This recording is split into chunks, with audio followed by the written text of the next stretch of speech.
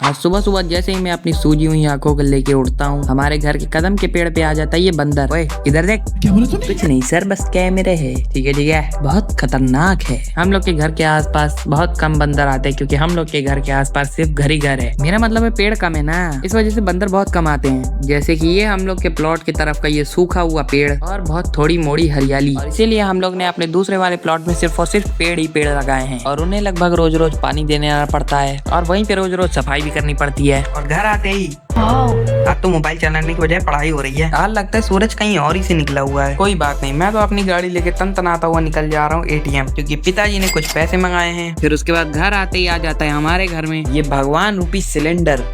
हाँ भैया, आज के दिनों में ये भगवान ही रूपी है। ये सो रहा है, मेरे रहते कैसे।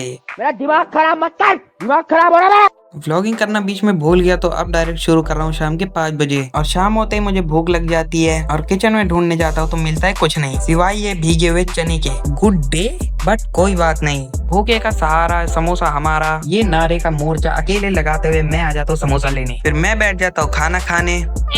फिर शाम होते ही अपने घर के पीछे आके ये सनसेट एंजॉय करता हूँ। फिर शाम होते ही अपना पैसा लेके जा ही रहा होता हूँ दुकान की, उतने में ही रोड पे लड़ाई हो जाती है। लड़ाई से बचते बचाते मैं जैसे तैसे पहुंचता हूँ दुकान, और शाम होते ही फुल सिक्योरिटी के साथ गाड़ी में आता हूँ। मजाक कर रहा हूँ, रास्ते में भैया मिल गए थे। फिर शाम होते ही आद्या और युग को मामा जी लेने आ जाते हैं। फिर शाम होते ही ये लोग तो चले जाते हैं अपने अपने घर और मैं जा रहा हूँ अब खाना खाने। मेरा मिनी व्लॉग यहीं तक था। लाइक शेयर एंड सब्सक्राइब कर दीजिएगा प्लीज। मेरे यहाँ सब्सक्राइबर 112 है, उसके आगे आप लोग ने एक भी बढ़वाया ही नहीं है। प्लीज करवा दो है।